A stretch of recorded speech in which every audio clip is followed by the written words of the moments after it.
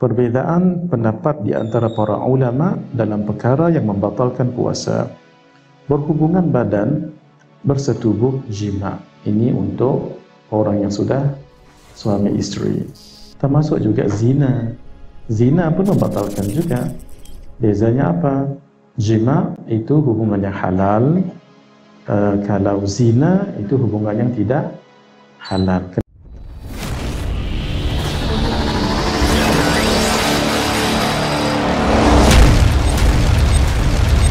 Bismillahirrahmanirrahim. Alhamdulillahi alamin. Wassalatu wassalamu ala ashrafil anbiya'i wal mursalin wa ala alihi wa sahbihi ajma'in. Subhanaka la ilma lana illa ma 'allamtana innaka antal alimul hakim. Rabbi shrah lana sudurana wa yassir lana umurana wa hlul 'uqdatan min alsinatina yafqahu aqwalana wa la hawla wa la quwwata illa billahil aliyyil azim. ولا حول ولا قوة إلا بالله العلي العظيم ولا حول ولا قوة إلا بالله العلي العظيم خير ما أحييكم به تحية الإسلام وتحية الإسلام السلام السلام عليكم ورحمة الله وبركاته إلى حضرات النبي المصطفى رسول الله صلى الله عليه وآله وصحبه وبارك وسلم وإلى كافة الأنبياء والمرسلين وإلى جميع المسلمين والمسلمات وخصوصا إلى روح عالم قريش الإمام الشافعي رحمه الله وإلى سائر أئمة الأحناف والمالكية والشافعية والحنابلة وبالخصوص إلى الحبيب زين بن إبراهيم بن سميد حفظه الله وإلى صاحب هذا الكتاب السيد محمد أمين بن أدروس الحسيني شيء لله لهم الفاتحة أعوذ بالله من الشيطان الرجيم بسم الله الرحمن الرحيم الحمد لله رب العالمين الرحمن الرحيم مالك يوم الدين إياك نعبد وإياك نستعين اهدنا الصراط المستقيم صراط الذين أنعمت عليهم غير المغضوب عليهم ولا الضالين آمين. Alhamdulillah, kita syukur pada Allah Subhanahu wa taala. Allah pilihkan lagi untuk kita berada di bulan Ramadan. Dan Alhamdulillah sangat beruntung orang yang tadinya telah selesai solat qiyam ataupun solat tarawih. Para ulama hadis menyebutkan ketika Nabi menyebutkan hadis man qama ramadhana imanan wa ihtisaba ghufira lahu ma taqaddama min dhanbihi. Sesiapa yang mendirikan Ramadan, ulama hadis mensyarahkan man qama ramadhana ay siapa yang membangunkan malam Ramadan. Maka lebih spesifik siapa yang solat tarawih secara berjamaah baik ataupun tidak berjamaah baik. Termasuk ataupun solat witir ataupun berjamaah ataupun tidak termasuk dalam hadis ini dengan satu imanan wa ihtisaba, keimanan dan penuh bermuhasabah mengharapkan keridaan Allah, bukan yang lain. Ghufira lahu ma taqaddama min dhanbi, diampunkan dosanya yang telah lalu. Bermakna siapa yang solat tarawih yakin Allah ampunkan dosa yang lalu. Yakinna setiap malam diampunkan dosa oleh Allah. Tambah lagi kita sekarang ini antara amalan sunat di bulan Ramadan hadir ke majlis ilmu. Ini kan majlis ilmu, dan majlis ilmu ini nilainya apa? Wajib. Di bulan Ramadan, majlis ilmu kita malam ni 70 kali wajib banding dengan majlis ilmu lain daripada Ramadan, siang ataupun malamnya. Masya Allah, syukurnya sekarang hadirin Allah bagi kita curahan rahmat, antaya, fuyudat, Allah bagi macam-macam. Jadi Masya Allah, biar kita rasa jadi hamba Allah yang sentiasa bersyukur.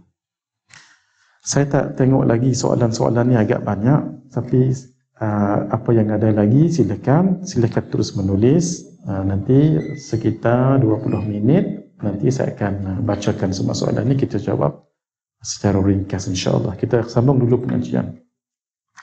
Bismillahirrahmanirrahim. Malam tadi kita berhenti dekat mana? Faedah yang ke-8 kalau tak silap. Betul? Baik. Bismillahirrahmanirrahim. Qala al-muallifu hafizahullah wa rafa'ana wa nafa'ana bihi wa bi'ulumihi fid darain amin ila an qala. Faedah yang ke-8. Kalau jumpa kitab yang banyak tulis faedah-faedah, kitab itu salah satu antara ciri kitab yang baik. Nah, bukan senang faedah ini. Perbezaan pendapat di antara para ulama dalam perkara yang membatalkan puasa. Berhubungan badan, bersetubuh, jima. Ini untuk orang yang sudah suami isteri. Termasuk juga zina. Zina pun membatalkan juga. Bezanya apa? Jima itu hubungan yang halal. Kalau zina itu hubungan yang tidak halal. Kenapa ulama fiqah tak tulis zina dekat sini? Sebab itu benda yang tidak elok. Itu benda yang tidak elok. Seolah-olah apa? Jangan dibicara benda-benda yang tidak elok. Walaupun hukum orang berzina sama dengan yang ini. Ini hukum orang berzina sama dengan yang jima' ni sama. Tapi tidak disebut. Sebab apa? Ini ulama nak ajar kita. Jangan berbicara benda yang tidak elok. Hatta dalam bab tauhid. Dalam bab tauhid ada adab-adab dia. Kalau kita berbicara sifat qudrah Allah. Sifat qudrah Allah yang ada kaitan dengan sifat harus bagi Allah. Sifat harus bagi Allah, fi'lu kulli mumkinin aw tarkuhu. Membuat sesuatu yang mungkin ataupun meninggalkannya. Ke atas mungkin itu apa? Allah menjadikan makhluk. Itu harus bagi Allah. Allah nak jadikan, Allah tak jadikan, itu terpulang pada Allah. Allah jadikan batu, harus, bukan wajib. Allah jadikan kayu pun boleh. Hatta kalau Allah jadikan kapas seberat batu, kapas seberat batu, ataupun batu seringan kapas, itu adalah harus bagi Allah. Nah, itu beza kita dengan orang Mu'tazilah. Orang Mu'tazilah, mereka katakan dalam perkara as-salah wal islah wal aslah. As-salah baik dengan yang lebih baik, itu wajib bagi Allah, kata mereka. Sebab itu Allah wajib berbuat baik. Contoh, mengutuskan para nabi dan rasul. Benda itu baik kan? Sebab memberi kebaikan pada umat. Bagi Mu'tazilah, wajib Allah turunkan. Wajib. Kalau kita buat baik, wajib Allah balas syurga. Gitu bagi orang Mu'tazilah. Karena itu mereka sesat. Kita mengatakan tidak begitu. Itu harus bagi Allah. Allah boleh bagi masuk orang yang tidak beramal ke syurga, dan Allah boleh masukkan ke neraka orang yang beramal. Kenapa? Mungkin dia beramal tapi riak. Orang tadi dia tidak beramal banyak tetapi dia ikhlas, dan banyak juga kebaikan-kebaikan yang lain. Itu nak. Karena itu bila kita berbicara tentang perkara yang harus bagi Allah sifat 20, ada satu sifat yang menjadikannya ataupun yang tidak menjadi meniadakannya. Namanya ialah qudrah. Jadi bila berbicara bab qudrah, Allah boleh menjadikan makhluk, tapi dalam bab mengaji, boleh kita sebut Allah contohnya menjadikan monyet, boleh. Allah menjadikan khinzir, boleh. Dalam mengaji saja. Tapi kalau dalam ceramah jangan sebut. Dalam ceramah jangan sebut.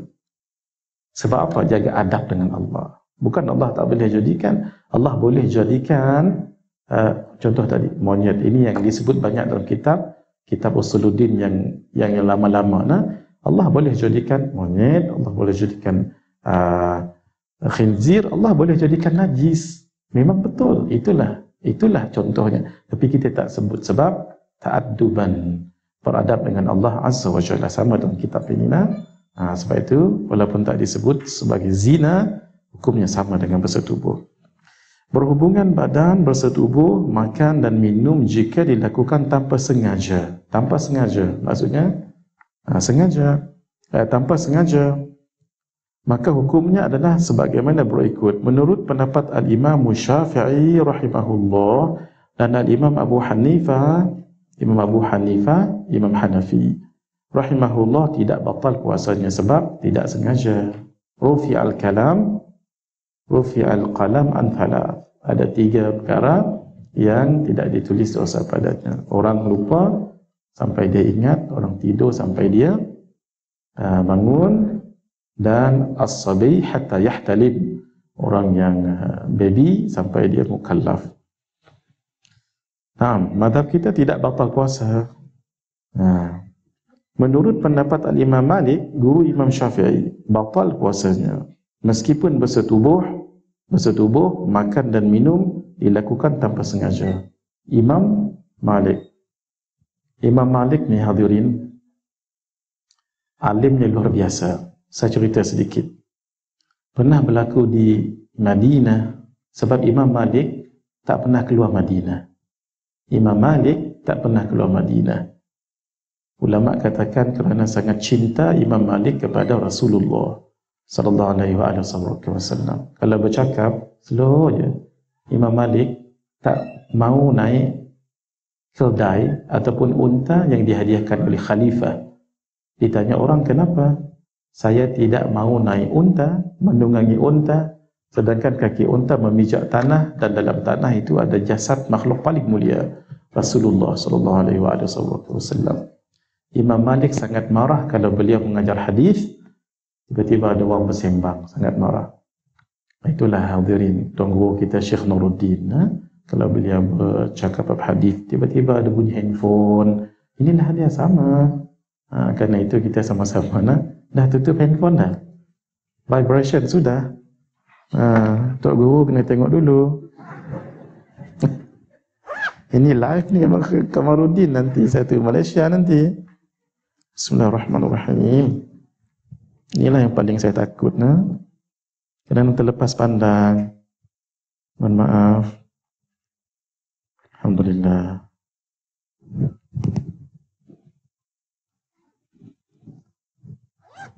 Ada kisah ni, tapi tak mau cerita lah.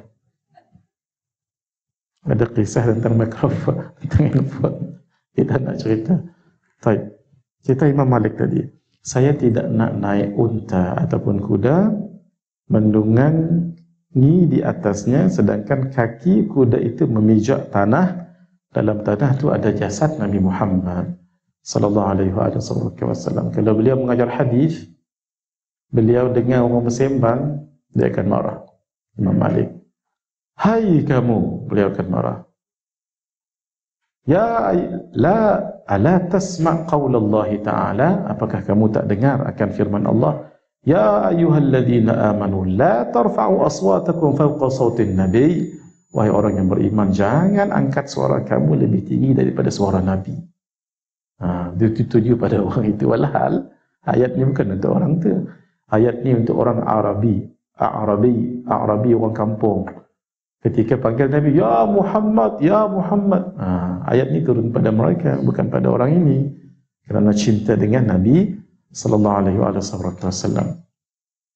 Imam Malik, seperti yang disebut oleh Syekh Mula Ali Qari dalam kitab Mishkat, disebut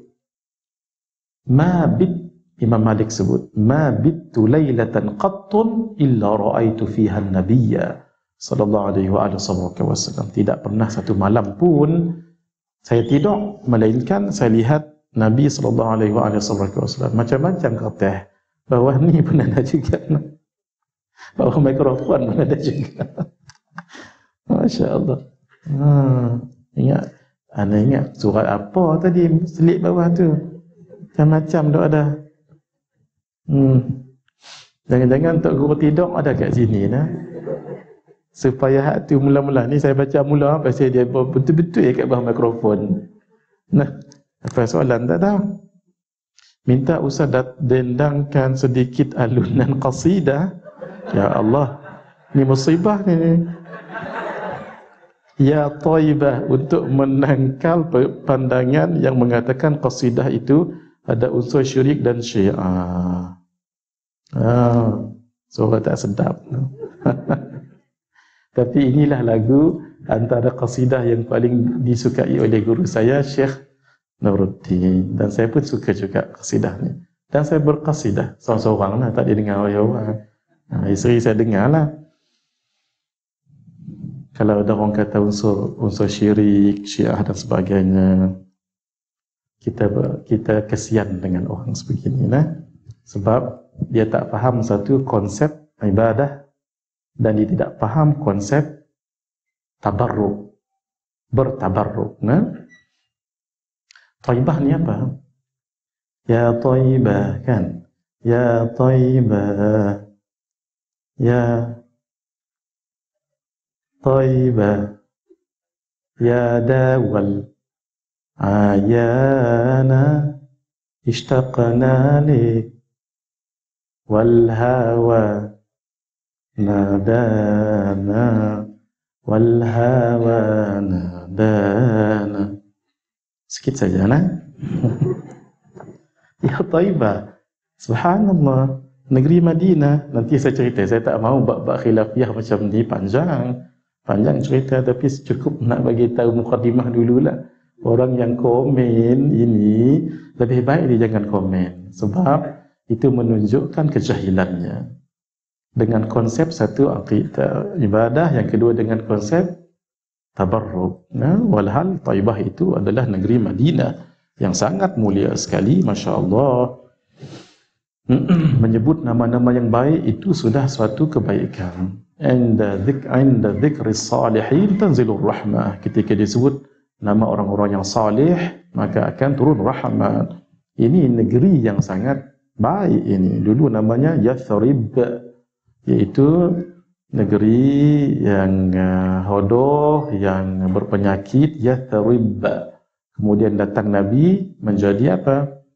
Menjadi Taibah pada asalnya, kemudian jadi Al-Madinah Al-Munawwarah. Ini cerita tentang bumi Madinah. Bumi Madinah, bumi yang tidak pernah dan tidak mungkin akan dimasuki oleh Dajjal. Bumi ini, bumi barakah ini. Dan Allah memuliakan bumi Madinah Taibah ini dengan dikandung tanahnya itu makhluk yang paling mulia alal itlaq. Itu menunjukkan bumi ini bumi yang mulia. Tidak mungkin jasad Nabi yang sangat mulia itu dikandung oleh tanah yang tidak mulia. Sehingga ulama khilaf. Kalau di dalam kitab Al-Ghunyah di Talibi Tariqil Haq, Al-Syeikh Abdul Qadir Al-Jilani, beliau katakan kebanyakan ulama mengatakan tempat yang paling mulia ala buqa'il arad, di atas permukaan dunia ini adalah Makkah. Tapi sebahagian yang lain mengatakan la bal Madinah, kerana Madinah, sebab bumi Madinah ada di jasadnya makhluk yang paling mulia, bukan Nabi paling mulia, tapi makhluk yang paling mulia. Al-Imam Al-Busiri sebut dalam qasidah beliau, famablaghul ilmi annahu basharun wa annahu khairu khalqillah kullihim. Kemuncak ilmu mengenal akan Nabi Muhammad sallallahu alaihi wasallam adalah manusia, wa annahu khairu khalqillah kullihim. Sesungguhnya baginda adalah sebaik-baik makhluk alal itlaq. Malah malaikat Jibril pun kalah dengan Nabi. Kalau cerita ni jadi Maulidur Rasul pula nanti ceramah. Tu yang saya tak nak tu. Nah, ala kulli hal, saya dapat juga WhatsApp yang kata Taibah ini Syiah. Tidak. Kemudian ada unsur syirik yang sebanyak kat mana unsur syirik kita. Ingat, siapa yang mengatakan orang itu syirik sama mengatakan orang itu kafir. Bermakna mengkafirkan seluruh ulama-ulama yang membolehkannya. Ribuan itu, ribuan. Kalau yang masih hidup boleh kita minta maaf, tapi kalau dah meninggal dunia, macam mana nak minta maaf? Man qala li akhihi ya kafir faqad ba'a biha ayyuhuma. Siapa yang mengatakan kepada saudaranya wahai si kafir, kafirnya akan pergi either two, sama ada orang yang dikatakannya ataupun kalau orang itu tidak kafir kembali pada orang itu, na'udzubillah. Sebab itu kalau berbicara jangan ikut hawa nafsu.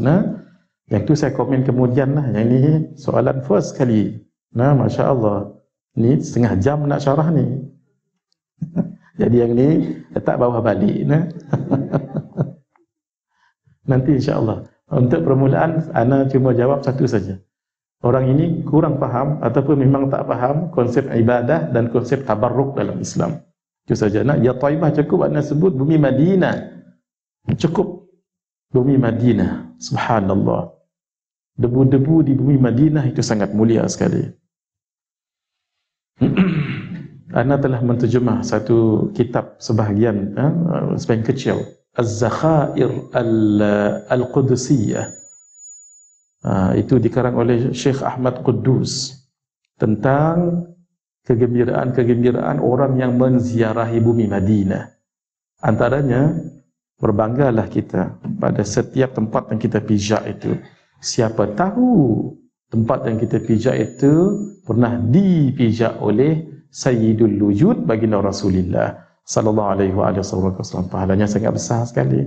Kalau tidak pun para sahabat yang memijak itu seolah-olah bila Nabi pijak dekat situ, kita telah ikut footsteps Nabi. Jasadiyan wa ruhiyya. Kat mana Nabi pijak, situ kita pijak. Itu maksudnya kita ikut sunnah Nabi, sunnah yang jasad. Nabi pijak, situ kita pijak. Pijak, situ kita pijak. Betapa besar kat situ.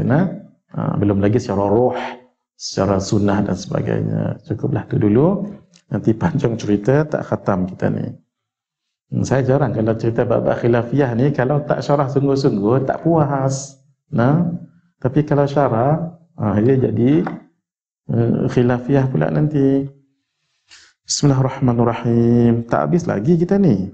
Cerita Imam Malik lagi tadi tak habis. Imam Malik tadi kat mana berhenti?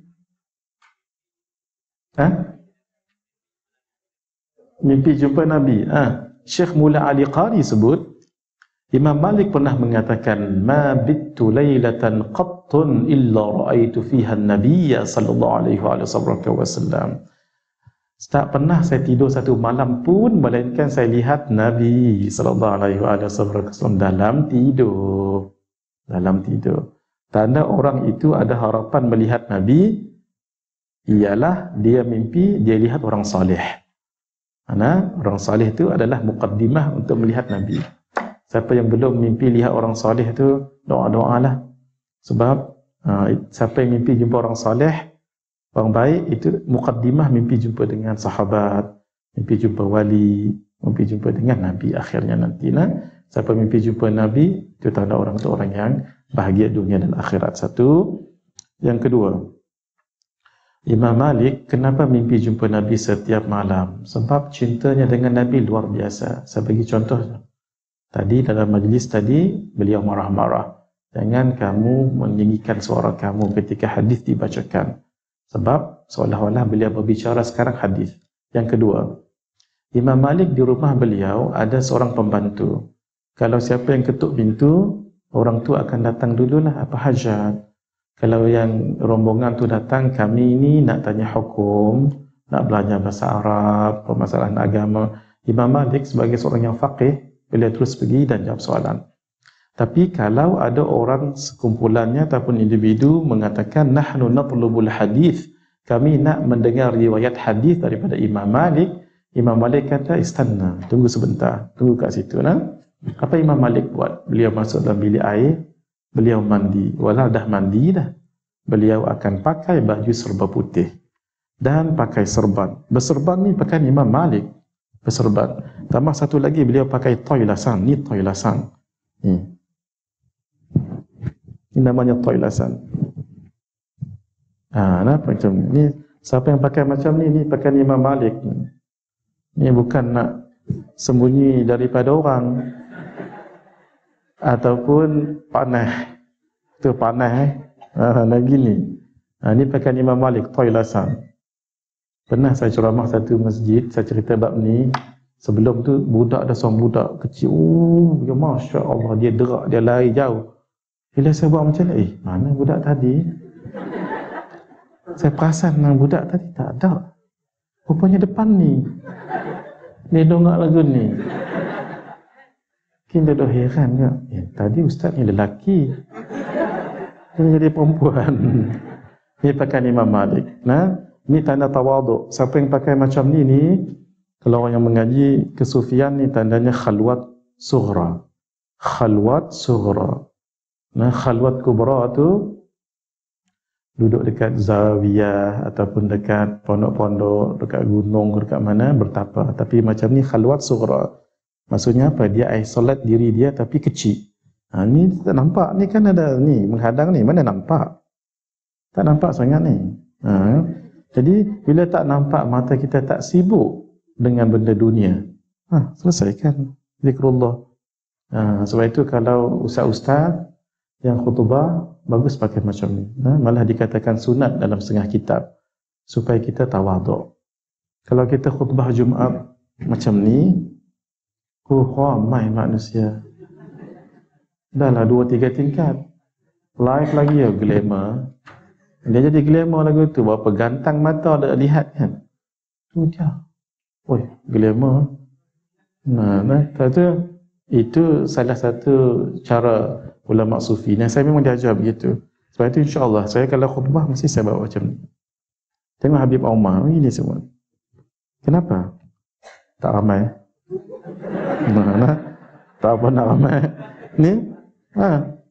Masya-Allah, malah ketika khutbah Jumaat tak boleh kita sebut begini, tuan-tuan, puan-puan, tak boleh. Hatta dalam bab berdoa tidak disunatkan angkat ketika berdoa. Allahumma ighfir lil muslimin dan muslimat, tidak. Melainkan tangan kanan pegang tongkat, kalau Nabi pegang pedang, yang satu lagi pegang satu kayu dekat sini ni. Nah, dia macam buah delima, sebab tu disebut Romman. Pegang ke sini, Allahumma ighfir lil muslimin dan muslimat. Tak macam ni, sebab takut nanti khatib tu akan jadi syok, dia akan jadi rasa macam megah bandingkan orang lain. Sampai tahap tu Islam nak jaga tu, prevention is better than cure, sampai tahap tu tu dalam Islam luar biasa.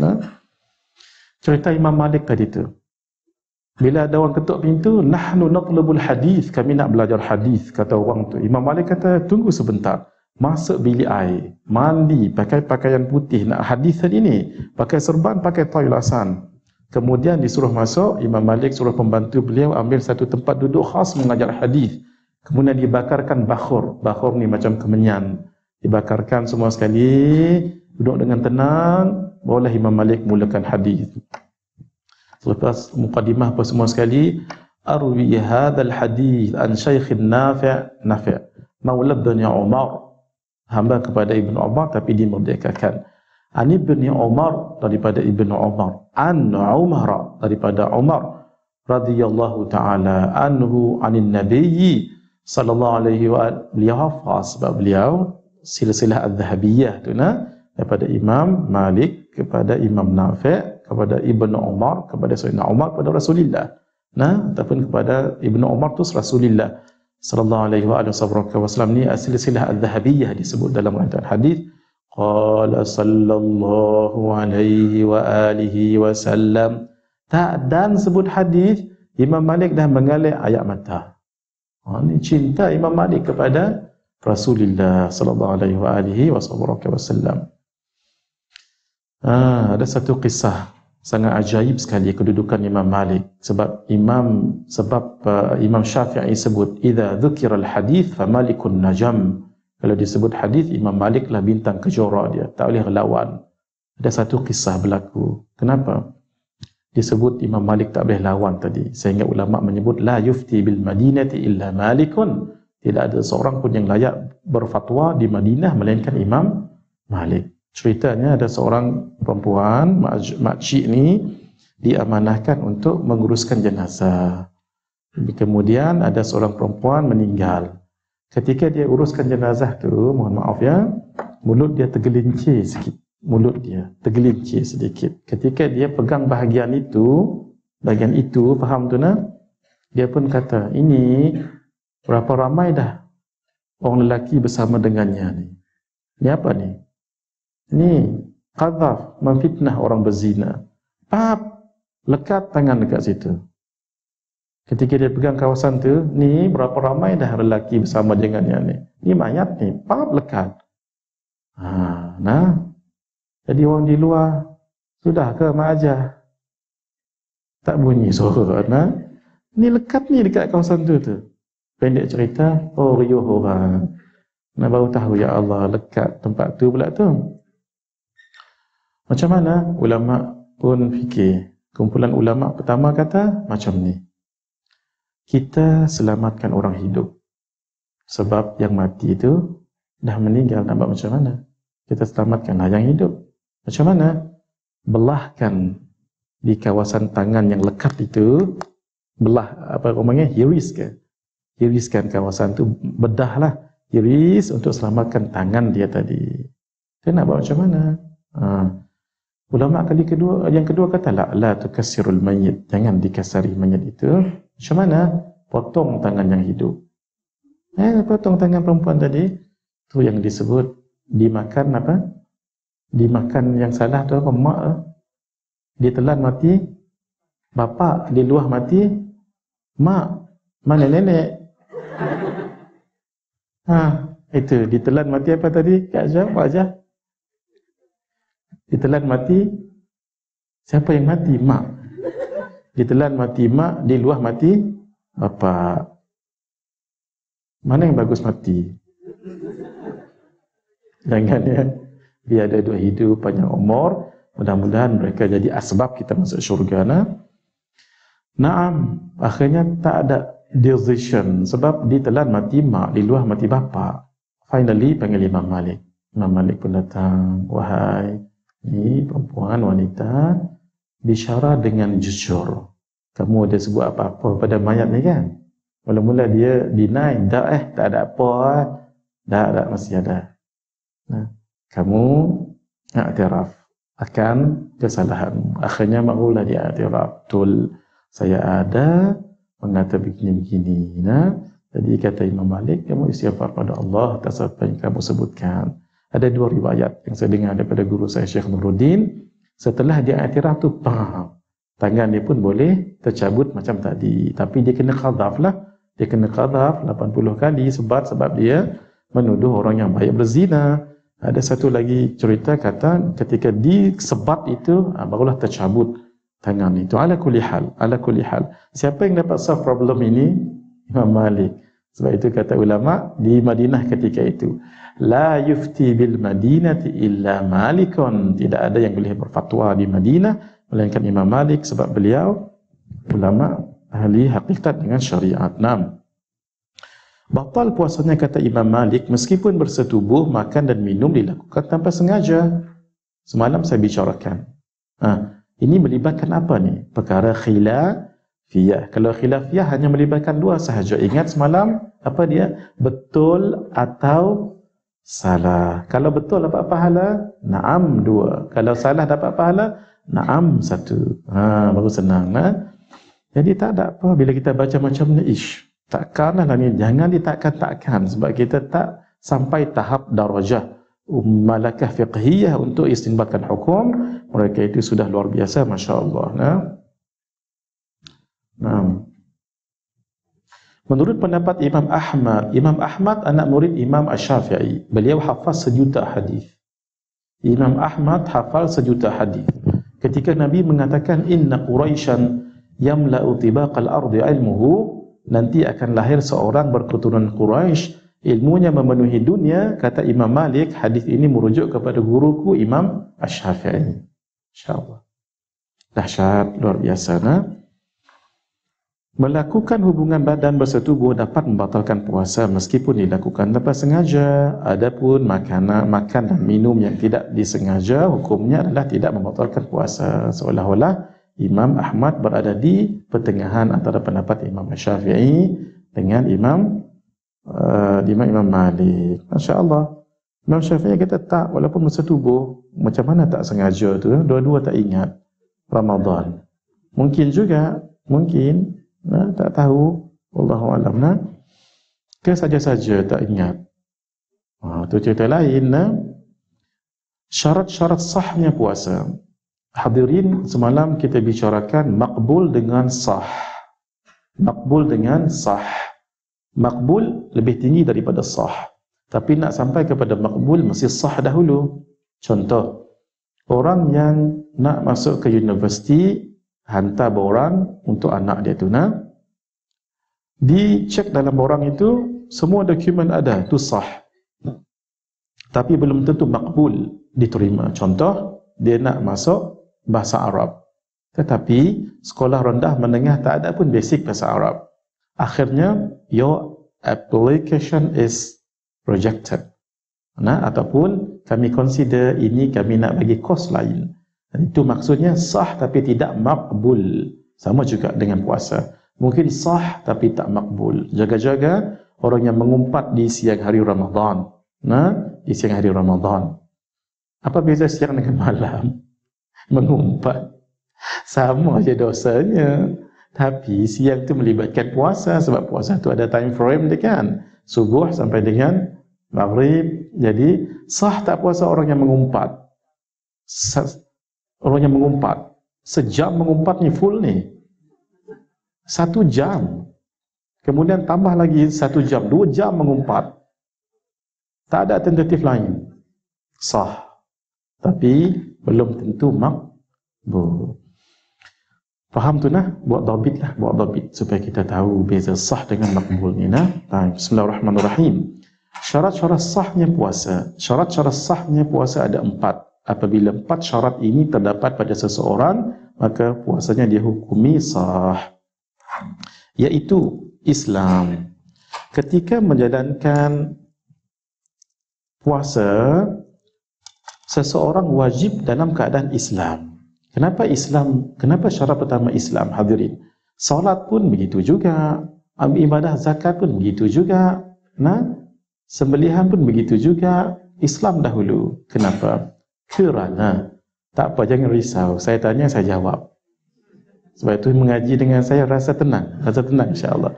Duduk depan ni pun tak apa, saya akan tanya, saya jawab. Jangan risau, jangan takut. Adalah seorang hamba Allah.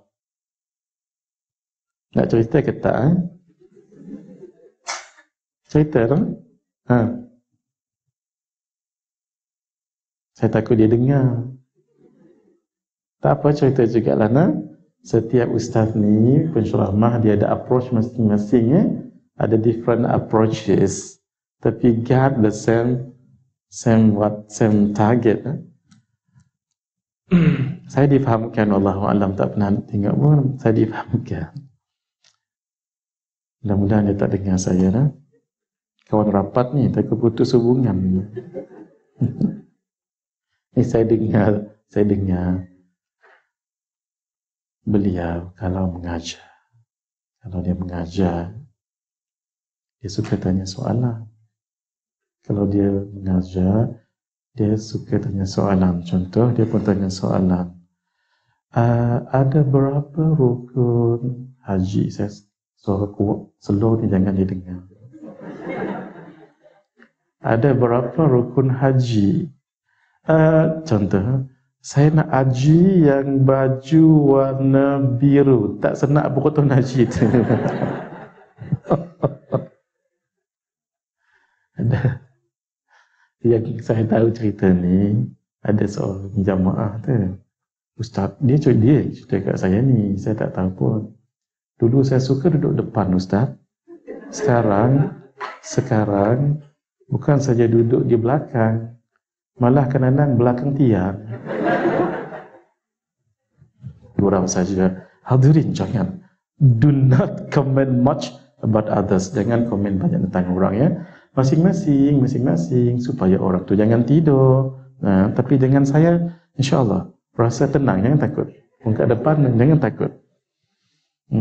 Saya tanya, saya jawab. Soalan tadi, kenapa dalam ibadat-ibadat tadi syarat sah yang pertama sekali mesti Islam. Kenapa? Sebab puasa ini adalah ibadah.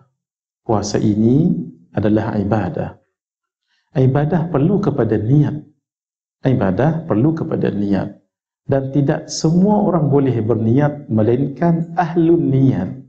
Maksudnya orang yang layak berniat. Orang yang layak berniat itu mestilah orang Islam. Itu saja. Ulang balik. Solat, zakat, puasa, haji, whatever.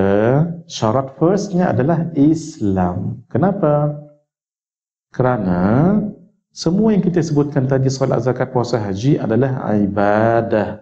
Dalam ibadah perlu kepada niat. Untuk niat, tidak semua orang boleh berniat melainkan ahlun niyah, orang yang layak untuk berniat. Dan orang itu adalah orang Islam. Gitulah jawabnya nanti.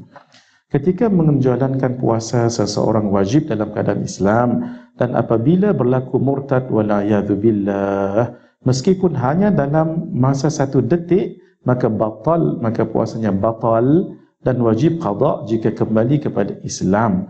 Puasa juga tidak sah bagi orang yang kafir asli, dan jika dia memeluk agama Islam, maka tidak wajib baginya untuk qada puasa yang telah ditinggalkan dalam masa kekafirannya. Ini beza dengan orang murtad. Orang murtad, masa dia murtad, kemudian masuk Islam balik, kalau dah ditakdirkan bulan Ramadan, dia kena wajib qada. Itu beza sikit. Yang kedua, berakal, mumayyiz. Mumayyiz ni mayyaza yumayyizu tamyizan, yang boleh membedakan mana baik, mana buruk, mana najis, mana makanan, boleh istinja sendiri, tidak perlu orang lain. Apabila seseorang gila sungguh ni, gila sungguh, saya sebenarnya terkejut juga. Sebab kami di Kuching, kami tak guna perkataan gila. Kalau kat sini kadang-kadang gila jadi common, gila. Maksudnya contoh lapak gila. Lapak gila, saya heran tengok awak gila, awak lapak jadi gila. Lapak gila kan? Kan kadang-kadang budak-budak muda pakai gapak gila. Lapak gila, saya pun heran. Kenapa lapak tu jadi gila? Makanlah apa lagi? Awak jadi gila-gila. Laju gila. Kereta tu laju gila. Weh, orang tu elok tak ada gila? Itu rupanya istilah jiddan. Gila tu maksudnya jiddan. Kalau sebelah Penang lagi teruk. Saya tak nak sebutlah Ramadan ni.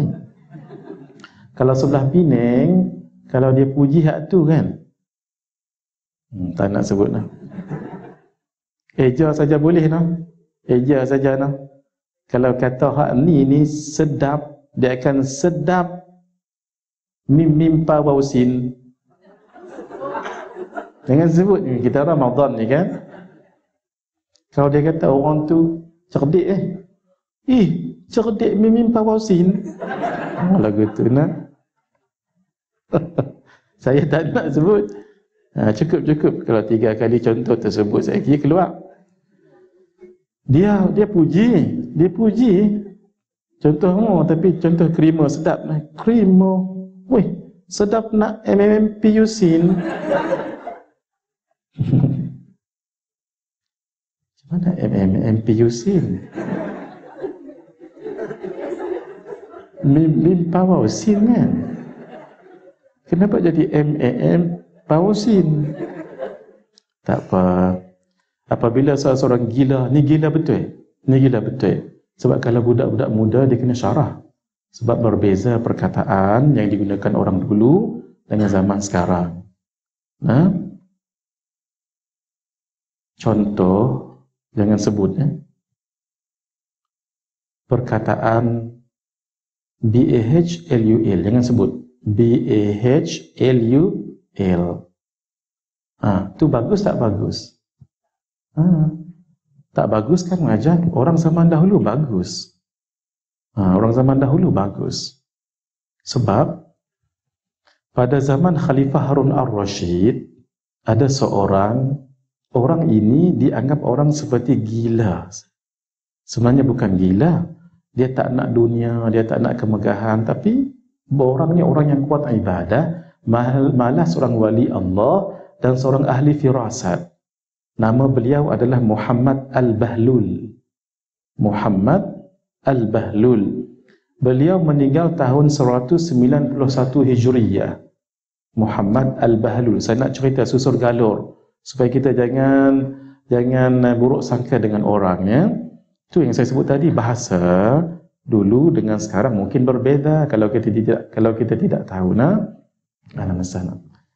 Jadi ni letak bawah sekali Ini 30 Ramadan jawab ni. Khair, tulisan besar lambat menuliskan. Kita raikan cepat nantilah. Taib. Beliau ni hidup zaman Khalifah Harun Ar-Rasyid dan seorang ahli firasat. Nak sebut ahli firasat dan alim orang ini begini. Khalifah Harun Ar-Rasyid ada isteri namanya Siti Zubaidah. Malam tadi saya sebutkan kenapa Siti. Ingat lagi Maja? Kalau di Mesir orang panggil kita Sidi. Kenapa Sidi? Sayyidi. Kalau Siti Sayyidati, tu ilmu tu catatnya. Satu hari dia buat mahligai dengan tanah liat. Jadi Khalifah Harun Ar-Rasyid sangat menyukai ulama-ulama. Termasuk isteri beliau. Jadi kata Siti Zubaidah, ya Bahlul, hang buat apa? Buat ni, buat rumah ni lah, buat mahligai ni lah. Ni orang jenis orang luar benduit Kalau saya nak beli boleh ya? Boleh? Hang nak jual berapa? Saya nak jual 10 dirham. 10 dirham. 1 dirham sekilo daging. Sekilo daging sekarang berapa? Ambil mudah-mudah lah. RM30 boleh? Bermakna dia pun bagi duit 300 lah waktu tu lebih kurang. Bawa balik ke istana. Jadi Khalifah Harun Ar-Rashid tengok, dia pun saja gurau, bukan nak memperli. Kata Khalifah Harun Ar-Rashid, adalah orang tu. Adakah patut dia guna duit banyak beli benda hak tak ada faedah apa lah. Dia nak perli siapa? Isteri dia kan. Malam tu Khalifah Harun Ar-Rashid sendiri bermimpi berada di satu tempat yang sangat luas, cantik, indah, tenang, permai, dan di situ ada satu mahligai besar. Mahligai itu ditulis di atas tu, mahligai ini milik Siti Zubaidah. Siapa? Isteri dia kan. Jadi dia pun nak masuk, dia ditahan pengawal. Tak boleh masuk. Saya suami pemilik ini. Naam, you are her husband but not the owner of this palace. I not juga tak boleh, nak juga tak boleh. Akhirnya tak boleh masuk. Sampailah dia terbangun.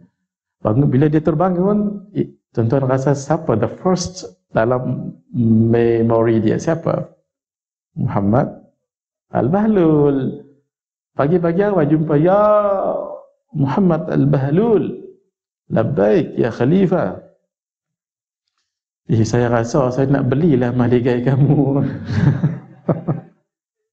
Hang jual ke? Jual? Dia kata jual. Orang lupa benda. Jual? Hang nak jual berapa? Saya nak jual 10,000 dirham. Semalam 10 dirham. Hari ini naik 10,000 dirham. Baik, kata Khalifah. Pasal apa? Mahal sangat. Semalam baru 10 dirham. Hari ini dah 10,000 dirham. Tengok nak tunjuk beliau ahli firasat ni. Dia tak tahu pun Khalifah Harun Ar-Rashid tak cerita pun mimpi dia ni. Dia kata lagu ni, semalam hang dengar saja kan? Hang dengar saja mahligai ni kan? Malam tadi hang tengok sungguh-sungguh, dia kata. Memang sungguh dia tengok kat mana? Dalam mimpi. Sebab itu Nabi sebut, ittaqu firasatal mu'minin fa innahum yanzuruna bi nadratillah. Jaga-jaga dengan firasat orang mukmin, sebab mereka melihat dengan pandangan Allah. Masya Allah, luar biasa kan? Apabila seseorang gila sungguh walaupun sebentar pada pertengahan hari di bulan Ramadan, maka hukum puasanya menjadi batal, dan tidak sah juga puasanya anak kecil yang belum mumayyiz, iaitu yang belum boleh makan, minum dan istinja sendiri. Dibagi makan pisang dengan najis, dia pun ambil pisang. Jangan dulu. Jangan rasa dia sudah mumayyiz, belum tentu. Takut nanti dibukanya pisang, dicoleknya najis. Sebab itu mumayyiz dia kena sabar. Kita bagi najis, bagi pisang, dia pun ambil pisang. Alhamdulillah, dah mumayyiz anak saya. Tengok dah separuh najis dicoleknya. Jangan, dah buka puasa ni kan. Suci daripada haid dan nifas.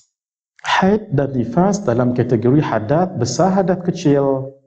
Hadat besar, kita mengaji hadat ada dua, satu hadat besar, satu hadat kecil. Kenapa disebut hadat besar dengan hadat kecil? Disebabkan dua perkara. Satu, tanggungjawabnya besar atau kecil. Yang kedua, pantang larangnya besar atau kecil. Kencing, hadat besar, hadat kecil. Kencing, kalau sebelah kucing kita panggil kemih. Orang Banjar kemih juga kan. Hadat besar, hadat kecil. Hadat kecil, berak. Berak, air besar. Jangan keliru dengan besar airnya tu. Tetap dia kecil. Kentut, kecil. Sebab itu tanggungjawabnya kecil. Perlu mandi hadat? Mandi hadat? Jangan kalau begitu 5 kali. Kentut mandi hadat. Tanggungjawabnya kecil. Macam mana? Ambil uduk je. Berak, ambil uduk saja. Tanggungjawabnya kecil. Dan pantang larangnya kecil. Contohnya, orang yang terbatal wuduk, kentut ataupun berak whatever, pantang larangnya tak, maksudnya tak besar. Boleh tak dia lalu ke dalam masjid, orang yang tak berwuduk? Boleh. Boleh tak menyentuh Quran? Menyentuh Quran tu khilaf ulama, sebab la yamassuhu illal mutahharun, kebanyakan ulama sebut tidak boleh, termasuk dalam tafsir Khazin, tafsir Jalalain dan sebagainya. Taib, orang yang haid, orang yang tak berwuduk tadi kan hadas kecil, boleh tak bersama dengan isteri? Boleh tak bersama dengan isteri? Boleh. Bersama dengan suami? Boleh. Tapi orang yang haid, boleh tak duduk dalam masjid? Tak. Lalu pun kalau dikhawatiri jatuh darah tu pun tak boleh, pantang larangnya besar. Sebab itu hadas besar, hadas kecil, kenapa disebut begitu? Sebab satu, tanggungjawabnya besar atau kecil. Yang kedua, pantang larangnya besar atau kecil. Dobitnya supaya kita dapat ilmu-ilmu yang baik daripada guru-guru kita, ulama-ulama yang mengajar kita. Bukan saya bila saya sebut ulama ni, guru bukan saya merujuk pada guru saya yang mengajar saya, itu maksudnya. Disyaratkan bagi wanita untuk tetap suci selama menjalani ibadah puasa. Sebelum itu, muslimat tolong dobit dahulu, kita pun sama juga. Nak tahu haid, nak tahu nifas, wiladah, istihadah, tak boleh tak, kena tahu haid. Sebab haid tu punca nak tahu. Paling kurang nak tahu haid ini 5 rumus paling kurang. Muslimat catat ni, ni wajib. Muslimin pun elok juga, walaupun tak wajib tapi fardu kifayah. Kita suami, kalau kita tak pandai bab haid ini, wajib kita datangkan ustaz untuk datang ke rumah mengajar anak isteri kita haid. Kalau tidak, wajib kita bawa mereka pergi ke ustaz-ustazah yang mengajar haid. Atau wajib kita bermusafir mencari guru yang pandai haid itu untuk kita ajar balik. Jangan, do not take it for granted. Kalau tidak, sembahyang batal begitu sahaja. Jadi ulama kata dalam banyak-banyak haid ni memang dia complicated. Nak tahu istihadah dan sebagainya. Hafal 5 rumus ni dulu. Hafal 5 rumus ni. Tak ada ni tak apa Bang Haridin, tak apa. Takut masa ni nanti kalau saya perlu turun, kalau saya perlu ni minta bang. Hafal ni 5 rumus ni dulu. 1, hendaklah tidak kurang daripada 24 jam ataupun sehari semalam dalam masa 15 hari.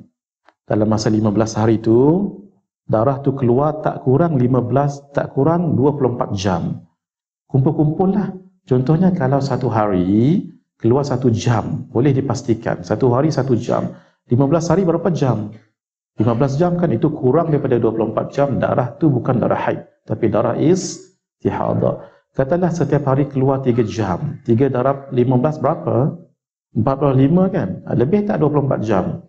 Lebih, bermakna darah tu darah haid. 1. Yang kedua, hendaklah darah itu keluar tidak lebih 15 hari dan malam. 15 hari dan malam. 15 hari dan malam. Haid tidak ada kena mengena dengan tarikh. Haid tidak ada kena mengena dengan tarikh, tetapi hari. Tolong diingat. Bukan 1 hari bulan keluar haid. Tidak semestinya. Mungkin hari pertama bagi orang itu adalah 15 hari bulan. Sebab itu saya sebut tadi, haid tidak ada kena mengena dengan tarikh, tapi berkena mengena dengan hari. Yang kedua, tidak lebih daripada 15 hari dan malamnya tu. Katalah dah dipastikan tadi, setiap hari keluar 2 jam contohnya. Contoh, hari yang ke mana-mana hari 1 sampai 15 sama ada keluar berterusan atau keluar sikit-sikit, itu namanya haid. Itu namanya haid. Nanti kalau kita tahu hukumnya senang, sembahyang tak wajib, puasa tak wajib, boleh kita tahu tu. Tapi jaga, kalau esoknya kalau esoknya 16 keluar lagi darah, apapun warnanya, apapun baunya, macam mana pun rasanya, panas ke macam mana, darah itu darah apa? Istihadah. Bila darah istihadah, tahu kita hukum istihadah. Cuma nak sebutkan sikitlah untuk yang muslimat kat sini. Siapa yang istihadah memang ada hukum hakam tertentu. Tolong diingat. Apa dia? Lepas ni saya cerita istihadah, supaya jangan keliru. Yang ketiga, hendaklah di antara dua darah haid itu diselangi dengan 15 hari bersih. Di antara dua haid, 15 hari bersih. Haid pertama dengan haid kedua, dia mesti senggang 15 hari. Itu rumus tu. Akan ada mungkin permasalahan. Contoh, katalah setelah dia haid, dia bersih 10 hari. Kemudian keluar darah 10 hari. Sedangkan rumus kita yang ketiga tadi, hendaklah in between dua haid diselangi dengan 15 hari bersih. Permasalahan sekarang, 10 hari bersih, 10 hari keluar darah. Darah yang 10 hari itu macam mana kita nak tahu istihadah ataupun haid? Caranya rumus yang nombor 3 tadi. Jadi kita katakan antara dua haid hendaklah diselangi dengan 15 hari, kan sudah bersih 10 hari. Masalahnya 10 hari lagi tu keluar darah. Macam mana? Ambil 5 darah yang pertama. Pada hari yang the first 5 days tu, ambil, masukkan ke dalam suci. Walaupun dia darah, kita nak masukkan rumus tu. Yang ke-6 onwards, itu mungkin darah haid. Mungkin darah haid. Tapi, nak kena cek yang pertama tadi balik. 15 balik, 24 jam balik. Dia panjang sikit. Yang keberapa dah? Yang keempat. Bukan darah nifas. Darah nifas itu bukan darah haid lah. Darah nifas itu apa? Darah yang keluar setelah beranak. Bila beranak tu namanya wiladah. Setelah beranak tu darah yang keluar tu. Kenapa disebut darah nifas? Sebab dia bawa nafas. Dia bawa baby tu. Baby tu kan bernyawa, nafas. Sebab tu disebut darah nifas. Yang terakhir, hendaklah budak itu berumur 9, paling kurang perempuan. Lelaki jangan bingung. Lelaki tak ada haid, lelaki tu. Yang perempuan hendaklah dia berumur paling kurang 9 tahun hijrah. Paling kurang 9 tahun hijrah. Tahqiq lagi ataupun kurang 16 hari. Kurang 16 hari. Hendaklah dia berumur paling kurang 9 tahun hijrah ataupun 16 hari sebelum 9 tahun hijrah. Harus kita tahu ni. Buat dhabit dahulu. 1 tahun hijrah sama dengan 354 hari 8 jam 8 minit. 354 hari 8 jam 8 minit. Kalau 1 tahun Masehi 360 lah. Ini 354 hari 8 jam 8 minit. Jadi budak tu begini. Paling kurang umurnya 9 tahun hijrah, tolak 16 hari. Tolak 16 hari. Ni perlu pada whiteboard sikit ni. Silakan tolong sekejap. Bagi nampaklah yang nombor 5 tadi. Boleh diulang? Pertama sekali, hendaklah darah itu keluar tidak kurang 24 jam ataupun sehari suntuk. Dalam masa berapa hari tadi? 15 hari. Yang kedua, hendaklah dia keluar tidak lebih daripada 15 hari dan malam. Yang ketiga, hendaklah diselangi berapa belas hari bersih? 15 hari. Yang keempat, ia bukan darah nifas. Dan yang terakhir, hendaklah berumur paling kurang 9 tahun hijriyah. Tolak 16 hari. Bismillahirrahmanirrahim. Saya sebut rumus nombor 5 sahaja ya. Kita sebut tadi paling kurang 9 tahun hijrah ataupun tolak plus tolak 16 hari. 16 hari. Katalah hari ini hari yang ke-29 Ramadan. Hari yang ke-29 Ramadan. Yang hairan, hari ini adalah genap anak kita berumur 9 tahun. Kalau ada siapa yang ada marker kan, boleh pinjam sekejap. Bagi nampak, saya pun lupa bawa marker tadi. Pen banyak dalam tu. Pemenang ke whiteboard ni. Whiteboard, bismillahirrahmanirrahim. Oh, tu padam dah. Ni banyak menulis Ustaz kita ni. Habis ni, tercabut habis. Masya Allah, ni besar pahala ni. Ni boleh wasiat ni. Kalau meninggal esok, tolong bawa pen ni kubur sekali. Ini tanda ni habis tercabut.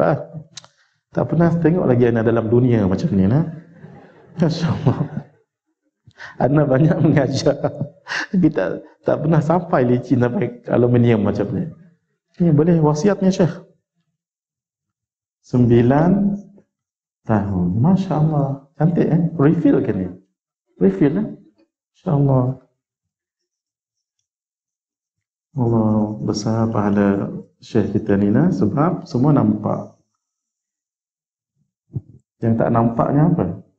Orang tidur. Maaf.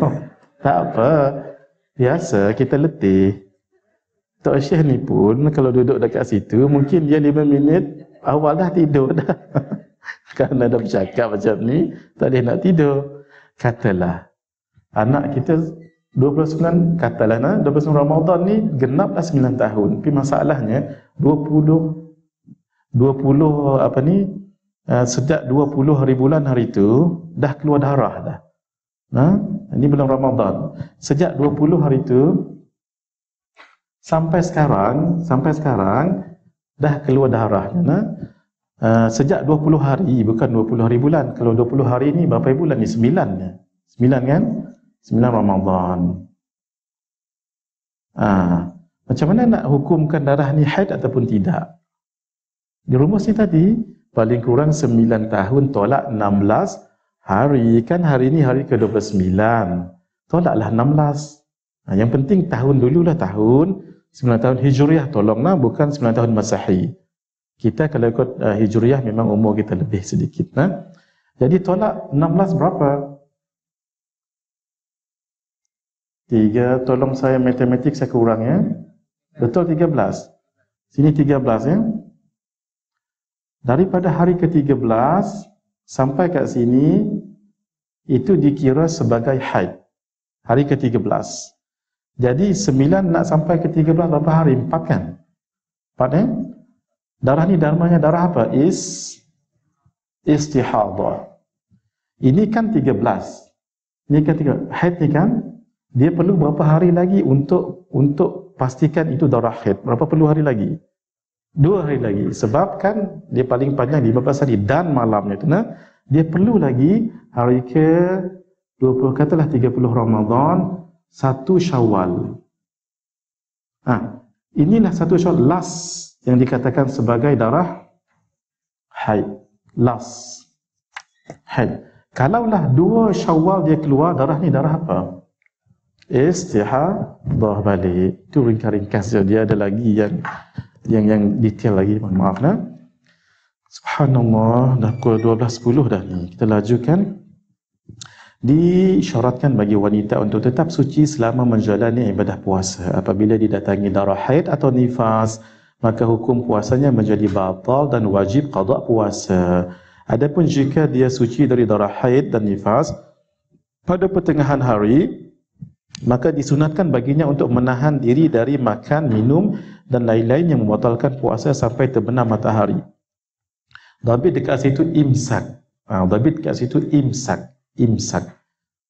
Imsak ni ada 3 pengertian. 1, imsak yang kita berhenti makan sebelum subuh. Itu hukumnya sunat. Ada tak imsak zaman Nabi? Ya, ada. Kenapa? Nabi selalu berhenti sebelum subuh. Kadarnya berapa? Kadar bacaan 50 ayat. Bermakna approximately 20 minit sebelum subuh Nabi dah berhenti. Itu namanya imsak. Ada tak perbuatan imsak? Ada. Cuma istilah imsak tu belum ada zaman Nabi. Itu baru diwujudkan oleh ulama selepas itu. Siapa yang wujudkan? Ulama, fuqaha. Bermakna kita terima, bukan sebarangan. 1. Yang kedua, imsak maksudnya denda. Imsak maksudnya denda. Contohnya malam tadi tak niat puasa Ramadan. Punyalah panjang waktu maghrib sampai subuh pun tak niat juga. punyalah senang, bukan berpeluh-peluh berniat tu. Niat dalam hati terus, esok terus puasa, itu juga niat. Malah kalau bangun untuk makan minum tak berniat pun, memang esok tahu Ramadan, itu juga dikira sebagai niat. Nah, cukup tak juga macam tu, lepas tu kena denda lah orang tu. Macam mana? Esok paginya walaupun dia tidak berpuasa, dia imsak. Jangan makan dengan minum. Imsak yang ketiga yang inilah. Untuk ni lah, untuk Kak Azhar, latin-latin semua, adik-adik haid tu bersih zuhur. Bersih zuhur. Ya, macam mana? Puasa tak waktu tu? Macam mana nak puasa subuh tadi? Tak.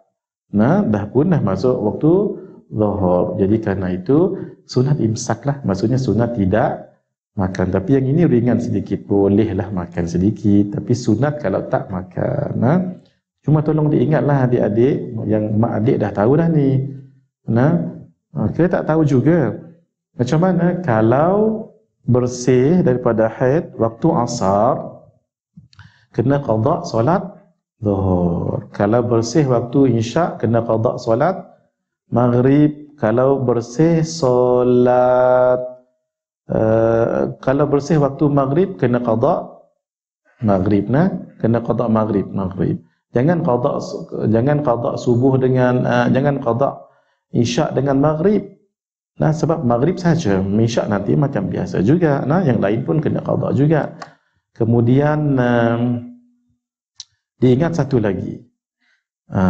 Yang istihadah tadi tu, sebelum saya lupa. Yang istihadah tolong diingat. Muslimatnya yang berpuasa, dia istihadah tapi puasa. Tolong diingat. Kapas itu jangan diletak di dalam itu. Kalau diletak di dalam itu, membatalkan puasa. Macam mana? Letak di depannya sahaja. Kemudian letak kain dan sebagainya. Satu. Yang kedua, untuk ambil wuduk, mesti masuk waktu dulu. Tak boleh earlier than the actual time. Orang yang istihadah, satu. Yang kedua, orang yang salisul baul, orang yang selalu kencing, tak lawas. Dua. Yang ketiga, salisul reh, keluar angin, bot depan belakang. Orang sebegini ni, ambil wuduk tak boleh awal, dia macam tayamum juga, masuk waktu baru ambil wuduk. Nah, yang ketiga, apa ketiga dah? Yang ketiga, dalam berwuduk tolong diingat, orang yang tiga kategori ini, satu salisul baul, maksudnya kencing tak lawas. Yang kedua salisul reh, yang buat tadi angin tadi. Yang ketiga istihadah, dalam istilah mereka dipanggil sebagai daimul hadath.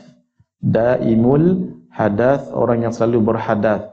Kalau berwuduk, tak boleh berwuduk nawaitul wudu'a lillahi ta'ala, tak boleh.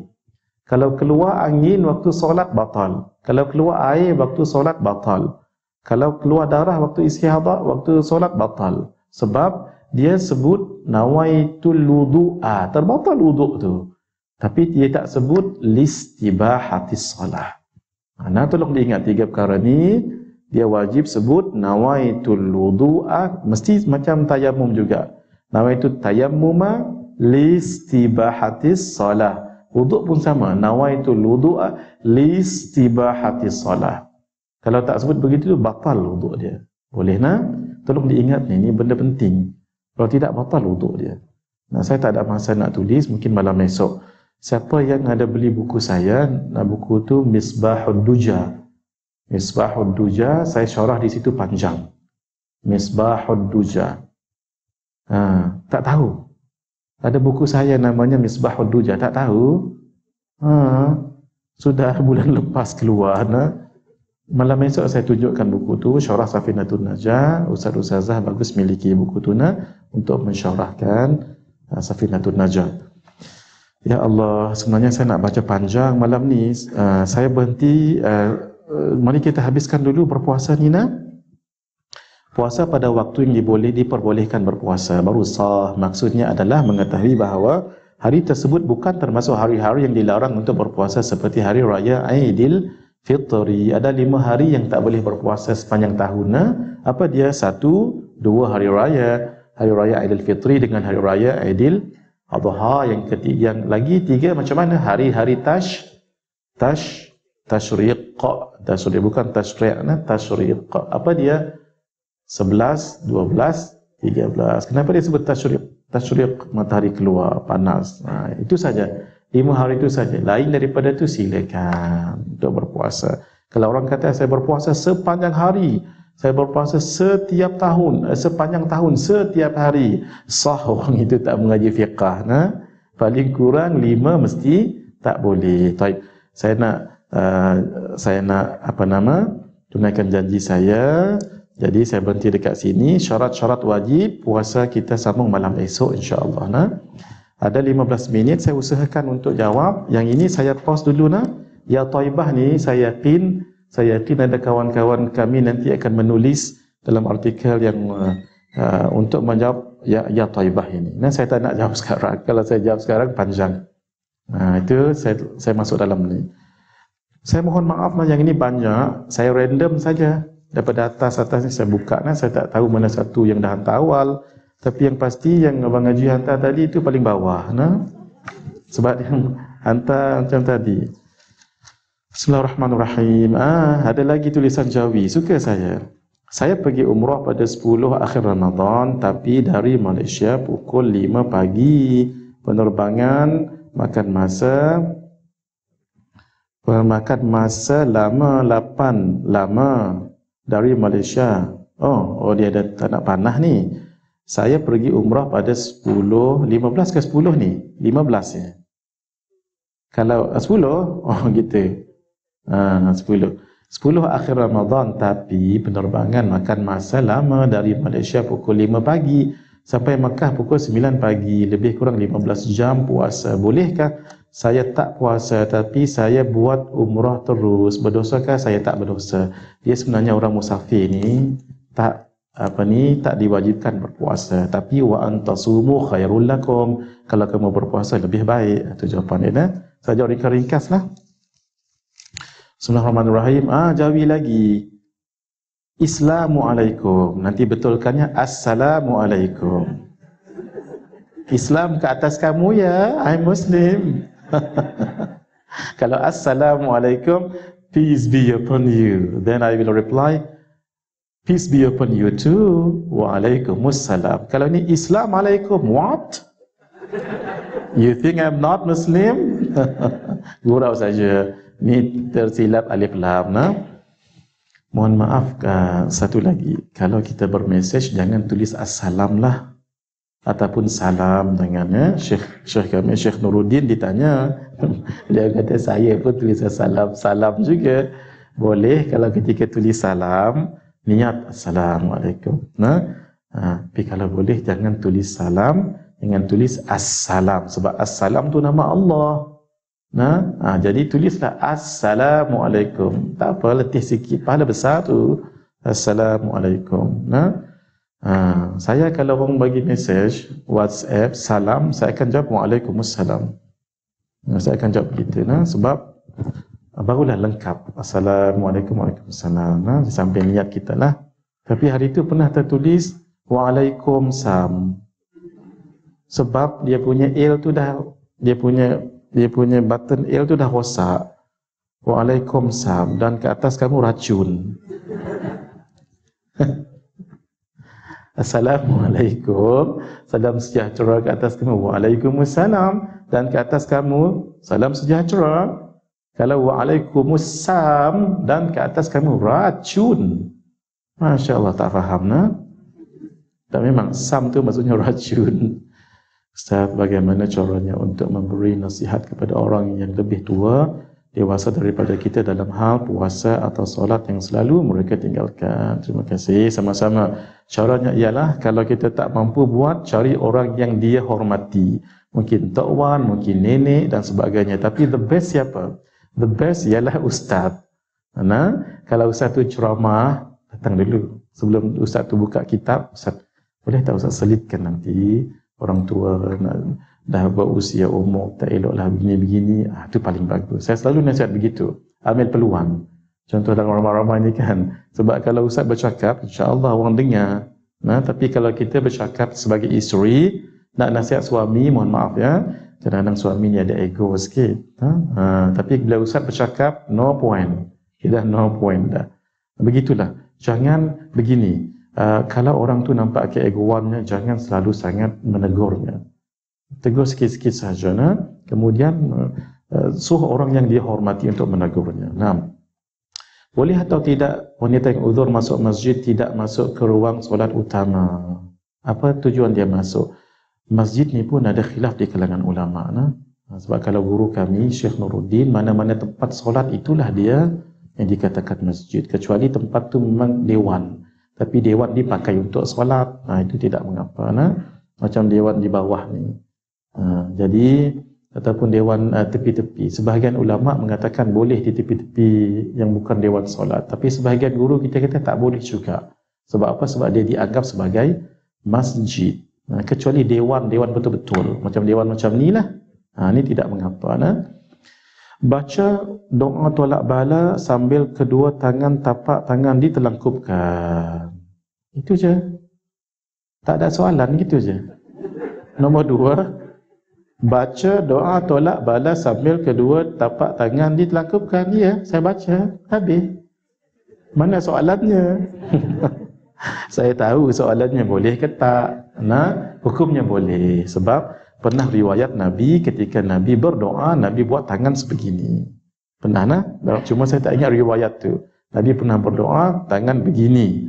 Riwayat ini riwayat yang kuat. Sebab itu ulama katakan Allah bukan di langit. Bagi orang mengatakan Allah di langit sebab bila kita berdoa tangan di atas. Kita berfikir, logik juga kan. Tapi kita tak pernah berdoa sebegini. Kalau di kampung saya sampai sekarang. Kalau orang tua kan, Allahumma farijal hammi ya kashifal ghammi ya man li abdihi wa yaghfir wa yarham. Allahumma ya dafi'al bala ya Allah, ya dafi'al bala ya Rahman, ya dafi'al bala ya Rahim, idfa'annal bala wal waba wal qahta. Semua sekali. Memang ada sebegitu, ada riwayat. Hence siapa yang kata Allah di langit because of like this, macam mana, what is your command then? Ketika Nabi buat macam ni, apakah Allah masuk dalam bumi? Kalau Allah masuk dalam bumi, itu takhayyur. Sekejap di atas, sekejap di bawah. Atas bawah itu adalah maqalat apa tu? Kita mengaji dalam sifat 20. Aina, atas, bawah, kanan, kiri. Tak, Allah bukan begitu. Maksudnya itu adalah Arab. Bila Arab kena pada apa? Makhluk. Allah bukan makhluk. Boleh buat macam ni. Malam esok saya bawa ada satu kitab yang kata tangan begini macam tu. Kalau saya sempat, sudah tadi 5 minit, saya mohon maaf kalau tak sempat yang ini. Malam esok kita jawab. Ni bijak ni. Sebab 4 soalan, 5 soalan. Bila mana kita belajar banyak mazhab, kita dapat banyak pengetahuan dan dari sudut pengamalan jadi akan timbul isu pilih yang mudah. Persoalannya orang akan kata kita bermudah-mudah dengan hukuman penjelasan betul. Bukan begitu. Ini banyak ini. Mudah kita. Betul. Memang mudah soalan. Tapi jangan bermudah-mudah. Sebab itu dalam Islam haram talfiq. Talfiq tu haram. Campur aduk mazhab. Dan kita ambil yang mudah-mudah. Ini sebut mudah ni. Namanya tatabbu' ar-rukhs. Yang ni mudah. Bersentuh laki perempuan tak batal. Mazhab Hanafi. Nak ambil ni lah. Tapi dalam mazhab nanti solat, I tak tahu yang lain, cuma I tahu mazhab Syafi'i, batal solat dia tu. Sebab dia dalam satu qadiyah, wuduk dengan solat mesti sama-sama. Wuduk sah baru sah solat dalam mazhab Syafi'i. Dia tadi wuduk dia sah sebab dia ikut mazhab Hanafi. Mazhab Hanafi secara mutlak pegang laki dengan perempuan tak berlapis, hukumnya tak batal. Mazhab Maliki pegang kalau bersyahwat baru batal. Sebab itu kalau salam dengan nenek, tengok dulu syahwat tak syahwat. Kalau tak syahwat silakan. Kalau bersyahwat jangan. Nenek zaman sekarang ni. Mohon maaf, gurau. Tapi pendapat mazhab begitu. Mazhab Syafi'i, syahwat tak syahwat batal. Tapi syarat satunya bi ghairi haidin, dengan tidak berlapis. Mazhab Hambali sama juga. Kita pun ambil dalam bab ni saya nak yang ini tak boleh. Dalam satu qadiyah tak boleh. Dalam bab yang lain boleh, silakan.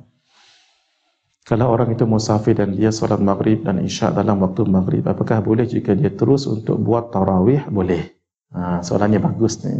Kan dia jamak takdim tadi. Isyak dengan maghrib.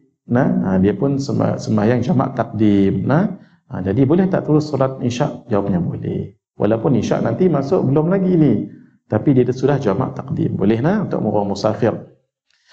Jelas ni, walaupun belum masuk isyak yang betul untuk solat tarawih, dia telah takdimkan solat isyak itu fardu. Ini kan pula sunat. Fardu pun boleh, ini kan pula sunat. Selepas saya ambil wuduk dan saya masuk surau, selepas tu saya perasan tapak kaki saya ada kesan nasi. Nasi ke najis ni? Itu perbezaan yang sangat ketara tu. Ini nasi, N-A-S-I, nasi kan? Adakah kena basuh kaki saja atau kena start semula?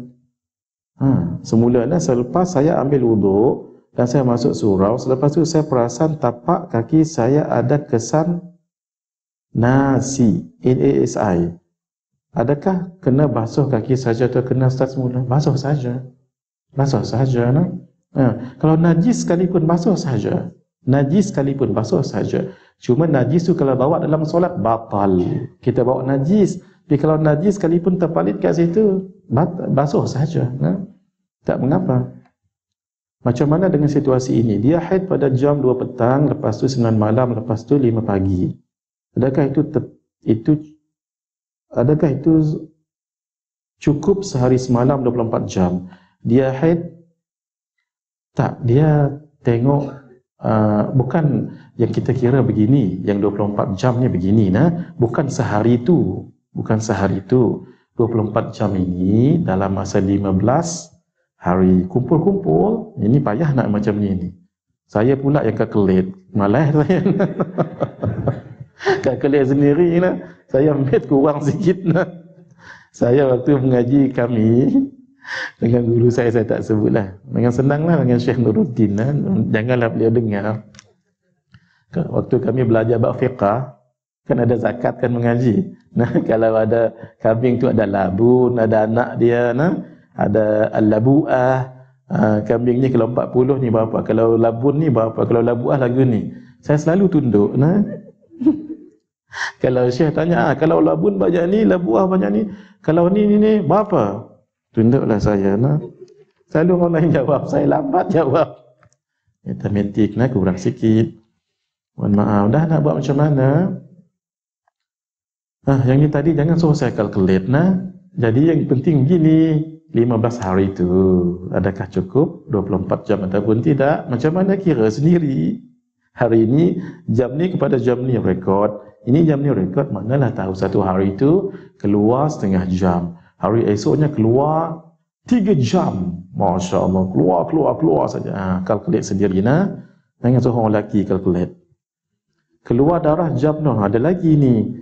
Keluar darah jam 2 petang, lepas tu 5 petang. Lepas tu tak keluar dah. Adakah itu haid? Tengok dulu yang tadi. Rumus tadi, mana saya nak jawab?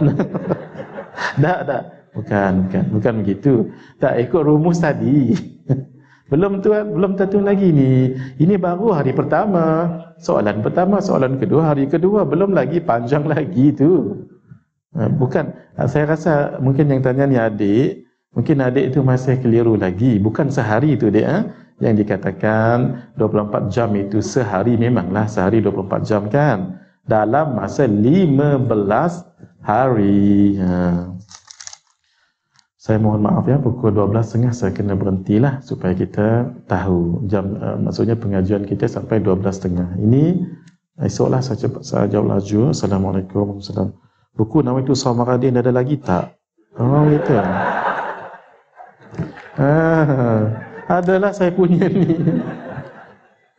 Kalau kesempatan saya bawa malam esok, kalau adalah, kalau tak ada saya mohon maaf, hari Senin lah pejabat buka. Kitab Minhajul Lu'lu'. Al-Lu'lu' wal Marjan tu betul ke hadis dia tidak tepat? Macam mana ni?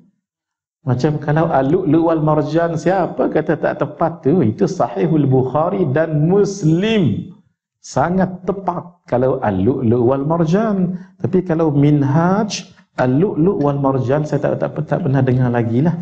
Minhaj Al-Lu'lu' wal Marjan yang saya hafal. Yang saya hafal sekarang kitab tu namanya Al-Lu'lu' wal Marjan. Apa yang diittifaqkan oleh Imamul Bukhari dan Muslim sah, semuanya adalah tepat. Hadirin, itulah cukup saya untuk malam ni. Saya mohon maaf. Malam esok saya akan berusaha untuk habiskan yang risau. Ini saya akan baca. Malam esok mungkin saya ambil masa sikitlah untuk jawab ini dalam setengah jam begitu ya. Teruskan siapa ada soalan dengan risau. Ini akan dijawab semua ni. Mohon maaf kita berhenti kat sini dulu. Hadza wabillahi taufiq wal hidayah. Wassalamualaikum warahmatullahi wabarakatuh. Bismillahirrahmanirrahim. Alhamdulillahirabbil alamin. Wassalatu wassalamu ala asyrafil anbiya'i wal mursalin wa ala alihi wa sahbihi ajma'in. Allahumma ja'alna minal ladzina yastami'una al-qawla fayattabi'una ahsana. Allahumma ya rabbi bi jahi nabiyyikal mustafa wa rasulikal murtada tahhir qulubana min kulli wasfin yuba'iduna an musyahadatika wa mahabbatik wa amitna ala sunnati wal jama'ah wa syauqi ila liqa'ika ya dzal jalali wal ikram. Allahumma barik lana fi Ramadan. Allahumma barik lana fi Ramadan. Allahumma barik lana fi Ramadan wa a'inna 'ala as-siyami wal qiyami wa qira'ati al-Qur'an ya Rahim ya Rahman ya Karim ya Mannan. Sallallahu alaihi wasallam Muhammad wa ala alihi wasallam ajma'in. Walhamdulillahirabbil alamin. Wassalamualaikum warahmatullahi wabarakatuh. Untuk ahli pengajian dekat sini, siapa yang dapat viral 30 amalan untuk memudahkan rezeki, dah sampai belum kat sini? Dah ada nah? Siapa yang dah ada benda tu boleh bagi yang lain. Untuk yang mengaji sekarang dan yang live ini, saya ijazahkan semua amalan itu dan saya ijazahkan semua bacaan-bacaan itu. Mana 30 amalan untuk memudahkan rezeki itu. Siapa yang belum dapat, minta dengan kawan-kawan lah. Tak dalam tu, dalam PDF, dalam WhatsApp. Dapatkanlah nah.